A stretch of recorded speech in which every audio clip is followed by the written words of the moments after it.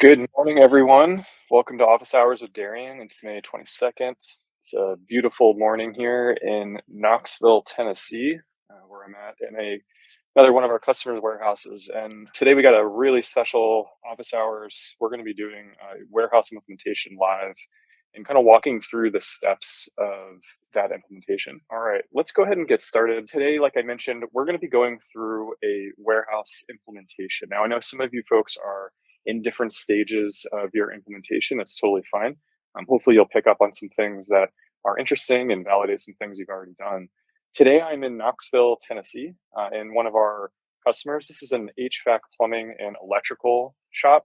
They do about 30 million a year, and they are managing 3 warehouses and 50 trucks with ply. One of the reasons that they really needed ply was because they had such large warehouses that they really couldn't have they didn't have any visibility into what was being used, and they have no idea what they're spending for materials. They also hired a brand new warehouse manager who took over for someone else. This guy is amazing. He's just very eager to get in there and create some operational efficiencies, and so Apply is going to help him do that. There's a couple things that's going on behind me. The first thing that you'll notice is we got a brand new bay back here that we're setting up. This is actually a Ferguson VMI consignment warehouse that we're also setting up in conjunction with them. I'm going to walk you through a bit of the aisles that we've set up, and then we're going to get into a little demo area as well. So let's come along with me. So in this area, we have implemented all kinds of bays and bins for them. And you can kind of see a little bit of work in progress over here that we're going to be covering as well in just a minute on how to do a implementation basically from scratch. But you can see that they have this set up. They have it broken up into the different departments. It's very clean, organized, and over here we have our VMI and consignment section. So I'm going to take you over to a little area that I've set up for demonstration purposes. And once again, this is that VMI setup that we're setting up for them. So Ferguson came in here, delivered a truck stock pallet, and was able to basically give us a truck stock from scratch, essentially. I've set up a little demonstration area that we're going to work in today. And again, we're going to be using a number of different tools as we go through this. And I really do apologize as I'm going to be switching between a bunch of different devices as well as moving around a bit. Hopefully, I don't get anyone seasick. But first, I want to cover a couple of things that we're going to use. We're obviously going to use our phone. Hopefully, you got your Ply app. We're going to be printing barcodes on a PT910. This is Charlie. Uh, and we want to make sure that the first thing that you have inside is your tape. So we do recommend having 36s, 24 millimeter tapes in here. So you can see I already got one in my cavity here. I'm going to close that up. And we're going to sync that in a second. The other thing that you're going to need is tape. And then finally, you're going to need these ply pads. These are account cards. And so if you didn't know, we actually do on-site implementations. So if you are interested in on-site implementation, happy to chat afterwards. But I'm basically going to give you all of that right now in the next 30 minutes. These count cards are printed by us. And something to note on them, they have a unique barcode here, and they give you the ability to put in the material name, the min, the quantity, and the location here below. Now, we'll show you exactly what these are used for in just a minute. If you don't have these, we can get you some. We have them for sale. They're not cheap to print because they're custom, but you can also print them off on your own. Just make sure that when you are doing this, you have the name, the quantity, the location, the item number, and maybe if you have a barcode, you can put that, but you can always add that later through Ply. All right. And finally, we need a pen because we're going to be writing. Okay, so you can see behind me, I have set up a number of different bins here. And there's all kinds of different bins that you can use. If you're getting started fresh, these Uline bins are really great. You probably have these in your warehouse today. They're cheap. These are obviously a lot more expensive. And so, make sure that you figure out what's best for you in your warehouse. You can also see behind me that there's actually some existing barcodes here. So I'm actually going to show you how you can utilize your existing barcodes as well throughout this. Okay, let's get started. So the first thing you're going to want to do is bring down the bin. These are 3/4 inch copper press couplings, basically pro press, and I get a number of them in here. And so I'm going to count them together. We got 1, 2, 3, 4, 5, 6. There's a number of ways that you can count these. You can dump them out and count them if that's sufficient. You can eyeball them, obviously. Another way is you can actually purchase a counting scale. You can also purchase that at Uline. This counting scale is great. I don't have one with me, but basically what you can do is you can take one of these, you can put it on the scale. It will count the item, you tear it off, and then you put the rest of them in there, and then it just gives you a count. It's very, very accurate. I've tested it in probably 100 different implementations here. And so it's really good if you're trying to get a count fast or if you have a lot of materials that you're counting. What we see throughout is, especially in companies this size, they have, I think we've counted about 15,000 individual items here in the last 4 days, and they have about 1,500 SKUs or something like that. So you can see it's a pretty big operation. Okay, so we got 6 of these. We're gonna put it back on our shelf.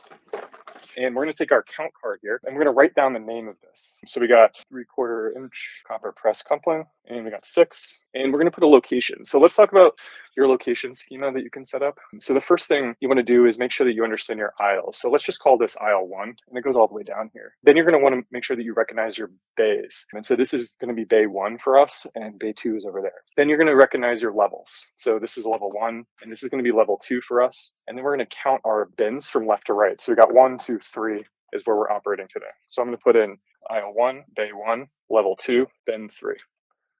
And there you go. So you got your count card. So we're going to take this count card now, and we're going to tape it up. And so one of the big questions we get when we are doing this is, it's a big task, right? I totally understand that. We want to make sure that you can still be operational. Some tips that we see when people are doing this themselves and not hiring us to come on site is, they take a section. So they'll take, one bay and do that. And when they need to take materials off that one bay, that's a ply live bay, right? And so then you're using ply for that. For everything else, you may not be utilizing ply for just yet, right? So take it in chunks. You don't have to do everything at once. You don't have to shut down your operation. Do 100 materials in one day, 1 week, whatever you need. And these count cards actually help out quite a bit. And so one of the things that you're able to do is you can put these count cards up, and if the quantity changes, if you take something away, then you would just change the quantity, right? And so you would come back and just cross out 6, put in 4 if 2 are taken. So you can still keep your count as you're doing your inventory. These count cards are great. It also lets people know that you're in the process of doing this, right? So again, you don't want to pause your operation. You want to try to make this as efficient as possible. So just take it in chunks. Okay, so let's put this material into ply. So I'm actually going to share my screen, and this is where it's going to get a little weird because I'm not going to show you a Google Hangout while I'm doing this. So everyone should be able to see my screen inside of my phone. And I apologize, it's a little weird. Unfortunately, they don't have like functionality to be able to cast both, so we're just making do with what we got. Okay, so I'm going to open up my ply application, and the first thing I want to do is want to make sure we're in one of our warehouses. And so again, this is a brand new item that we're putting in into ply. And you can see here it's in the bay. And so what I'm going to do is I'm actually going to start by scanning this barcode from scratch. So this is a barcode that doesn't exist inside of ply. So now I'm inside of ply, and I'm going to open up my barcode scanner, and I'm going to scan this material. It doesn't exist. That's how it's supposed to work. I'm going to click add new material, and we're going to begin to put this material in. Right, so name it whatever you need to. You can even take a photo of this, right? So put it on the ground. All of these other options here are totally optional, right? So you can see that it's filled in my current location here because I'm inside of that. We can give it a unit of measurement if we need to. This is actually going to give me an error, so I may have to do something in just a second. And then we're going to put in the aisle level bay and bin. So you can put in what's listed on the card, 1, 2, 3. And we have 6 here. And it's going to give me an error because it wants me to have a unit of measurement. And if you just give me 1 second, I'll add the unit of measurement in this account. All right, so let me just back out of this one more time because I forgot to put in the unit of measurements here. And you can see that they're now available for us. And we're going to make sure that this is feet, or each rather. We got everything in here. We're going to hit save.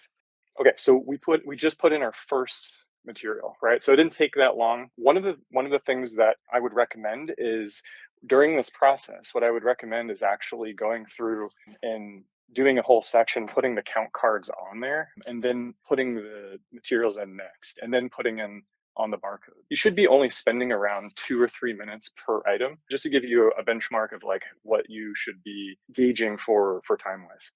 Okay, so now that we have this material, let's go ahead and add another barcode to this, right? So like, let's say that there's a manufacturer barcode that's listed on here. Let's see, got one of these. Yeah, so we got a ball valve here. And what we're going to do is we're going to take the manufacturer barcode that's listed on here, and we are going to add that. So like I'm going to open up my scanner. I'm going to go into this material, and we're just going to click this button that says add barcodes, and we're going to scan this out. And you can see that now we've added this. Now, again, this is not the same item, right? So I'm just giving you an example. But we've added another barcode to this item, right? So if I open up my scanner, you can see here's the item, and I'm going to scan this barcode, and it's going to pull that up. Applies totally agnostic to barcodes. You can add as many as you want. So if there's 3, 4, 5 barcodes within within an item, you can add as many as you want. So here's another example of another barcode that we can add for another manufacturer. Okay, so let's go ahead and add this barcode that's on here already. So this could be an existing barcode you can see above. So you can reuse the barcodes that you have within your warehouse. So if you've had another implementation, if you've had a VMI come in and label things, again, you don't need to re-barcode things if you don't want to. So we'll go ahead and add this barcode directly to this item. All right, so now that we've added the item to apply, what we're going to do next is we're going to print off this barcode. So one of the cool things that we allow you to do is you can actually create lists. So that's why I said, do a section. And then what you can actually do is you can come into, you can open up your scanner here and you can scan the item. You can actually add this item to a list. So you can add, this item add to list. So you see what I'm doing. I'm basically creating a list to take a giant action. And so all of those items will be listed here and you can actually bulk print, right? So what we do when we are doing implementations is we'll do a whole section, get it counted, get it inputted into the system. And then we will come back afterwards and we'll scan, create a list. And then we'll let the printer just bulk print things. And as it's printing behind you, you're just basically taking one, putting it on, it prints in order. So if you do this in order, you'll be able to just put one here, put one here, put one here, and continue on. So next, what we're going to do is we're going to print off one of our barcodes. And again, you got my guy with the googly eyes here. First thing you're going to want to do is you're going to turn it on. So we're going to make sure that this turns green. It may be a little bit low on battery, but you'll hear it kind of like click for a second. And you can see that it's turned green. So I'm going to go into my settings because it's been a bit. I need to just reconnect this. So we're going to go to Bluetooth settings. You can see I have a whole bunch of printers and I'm going to just connect my printer again. It does not disconnect, if you're using the application. If you like walk away, go to the bathroom, come back 20 minutes later, it's just like a Bluetooth speaker. It's going to either reconnect or have to connect it again. So just keep that in mind. Okay, so let me just clear out the list because I want to show you from beginning how to do this. All right, so again, we went ahead and added a bunch of barcodes here to these bins. I'm going to scan this one and I'm going to add to list. All right, so you can add to list, or if you go to the material in the upper right hand corner, you can see a print icon. And so this, if you're printing off just an individual item, this is a good way to do that. If you're printing off a list, you would just click add to list, and then you would scan your next one and your next one and your next one, etc. So we're going to go over to our list now, and up in the right hand corner, you'll see a print icon. We're going to click that and you can see my printer's already connected. And so we have a number of options here on the right. You want to make sure that the printer is connected here. The right label size is connected. So we have 36 in here. I like to jack up the font size to 120. I don't know if you guys know that that's an option, but it just makes it a little bit bigger and bolder. Some of us have bad eyes here, so you want to make sure that you have the ability for people to see it. And then you can customize the elements too. So you can see here we can add any of these that we have within our item database to print. For this particular layout, you're going to want to choose layout 3 and landscape. And that's what's best for this when setting up the PT910. You also have the ability of choosing the barcode that you want to print if there are many. So you remember we added a bunch already. This is the one that's actually listed on the count card here. And so that's the one I want. It's a little bit cleaner, a little bit smaller. You can also add a QR code if that's your thing. We support QR codes, barcodes, as well as NFC tags. All right, so I'm just going to use code 128 and I'm going to click print. And you'll see that it's been added to the queue. So I'm going to back out really quickly. And inside of the settings area, there's actually a print queue. So you can see this is printing off right now, printing our label. But we also have this print queue. So if you're printing off a bulk of labels, this is really great because you can actually go to the print queue. Like I just printed off 100 labels in about 20 minutes for this implementation. And basically what I did, I just scanned, I put it in my queue, print, and I just like set my phone down. And as it's printing, I'm putting these labels up on the bins.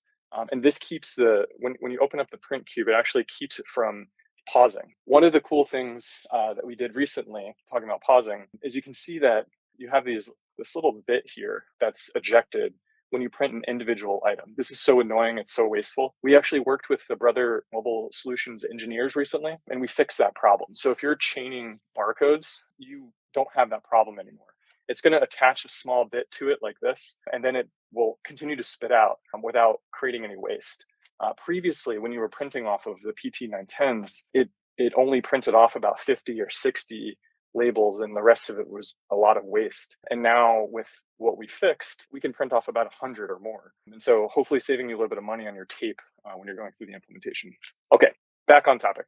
So we have our barcode that we just printed here. And next, what I'm going to do is I'm going to take this off, right? The first thing you want to do is just make sure that they match, right? So you can see here, this count card and the barcode now match each other. And so I'm going to take this off. I'm going to put it on the side. Usually I have a little bit of like a trash bin next to me so I can keep the waste and I have anyone slip on some material that's sitting on the floor.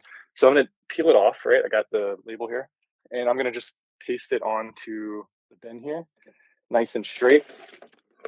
And you can see we now have our bin labeled, and we have a barcode here. And so now I'm going to just double check. So one of the things that we do when we're on site is we do QA. So after you've added your barcode to your bin, you're going to want to make sure that it works. Sometimes you may be in a wrong warehouse and something happened or something, whatever. Like there are things that can happen where the thing isn't recognized, low lighting, something like that. So just make sure before you get too far that you can come in here and scan this material, and we can make sure it works. And so the next thing that we're going to want to do is I'm going to show you how to move materials from this section now. So again, we've set up this area and it all works. And so you can move materials a number of different ways. So let's say that we're going to move this bin. We're like reorganizing. And so one of the things that we want to do is change the positioning of it. So I'm going to open up my scanner here and I'm going to scan, and I'm going to go to the material. And so this is the transfer screen. So we're not going to transfer the material per se, but we are going to edit its location because I did make a mistake here on purpose for this location. So I'm going to put in 1, it's not W, that's the mistake, 2, 3, right? So I found a mistake, I'm just changing it, I'm going to hit save. And you can see that it's automatically updated in our bin location here. All right, so a couple things about the scanner while I'm on the scanner here. So again, a very, very easy scanner to use. When you open it and hover over an item, it will scan. We are going to do a little bit of a redesign with this soon. So this UI will change very slightly, just giving you a little bit more detail. A couple things on this. In the upper left-hand corner, next to the X button, there is a A. And when you click this, this turns the scanner into out of automatic scanning mode. And so you can see now when I'm hovering over it, it's not scanning it. This is really helpful in situations like this, right? So you have a bunch of barcodes here, and it's going to pick up the first one it detects, right? And so like if you're kind of moving your phone around, it's going to pick up one of these, and it's probably going to be the wrong one. And so this gives you the ability of coming up to an item like this and scanning the item, kind of like you're taking a picture. So it gives you that flexibility. This is really helpful for technicians, especially if they're in trucks or if they're using a price book or something like that. There's a bunch of barcodes on one page. You want to make sure that they can like scan the right one. So I'm going to scan again. In the upper right-hand corner, this is where our list functionality is. And so when there's something in the list, it's going to appear in that when you click on it. Now, something to note about list functionality when you're scanning barcodes: if you back out, it's going to delete what's in that list. So just keep that in mind when you are scanning and creating lists. Is it doesn't save the list because there's nothing to save it to. It's creating this list in real time for you to take that action. So just again keep that in mind. All right, we're going to take ourselves out of this. You can clear the list by clicking clear list here. And we also have a flash in instances where maybe there's a low light. A lot of the warehouses that we're in are dark and scary. So you sometimes need a light. And so you want to make sure that, the light's on if that's the case, because sometimes, it's not that the barcode doesn't work. It's just that like the phone, the camera can't read the environmental situation that's happening. All right, cool. That's all on scanning. So let's go ahead and move. Let's move this material. So I'm going to scan this material that we created. And then I'm going to go to the material, and you can see that some of you are likely familiar with this process. Just want to call out a few things up at the top. You'll be able to see that you have the ability of printing. So again, we can print off one-off labels when we go into a material, just like I showed you before. We can update the quantity. So let's say that we got a shipment in and it wasn't reconciled, right? So I scanned this material and I'm restocking this. So I'm going to add a few here. You can see it changes to 8, and I'm going to restock that. All right, so I restocked it. And now what I'm going to do is I made a mistake, right? Like that's not correct. It's actually 6. So I'm going to go back in here, -2, and I'm going to make an adjustment.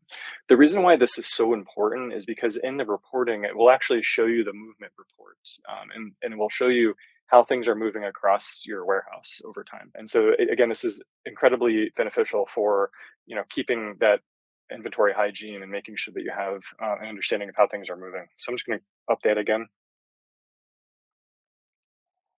Scan. We're gonna go back to this material and we're gonna actually transfer this to another location. So let's say that we like built another warehouse, right? And it's outside and we're wanting to transfer these materials as we're moving them. We're gonna go ahead and, click 2, let's say, and we're gonna select another location. And we can say that this is just a reconciled action and hit update. And so this is now going to add that item. Doesn't think I'm here. It's a little dark now. This is where we're getting the flashlight. It's going to add that item, and you can see that it's now added that item in 2 places in our warehouse. Okay, so I'm going to take a pause here because I want to do a quick recap with everyone to make sure that everyone understands the process of the warehouse implementation bit of this. Again, we do this as a service. I fly around the country with my team and love being in these warehouses. It's kind of like a big puzzle. So if you are interested in doing that, please let us know. The first thing again is you're going to want to make sure that you have a way to record the information that's on the within the item. So if you're not using these count cards, use something similar. You can use post-it notes.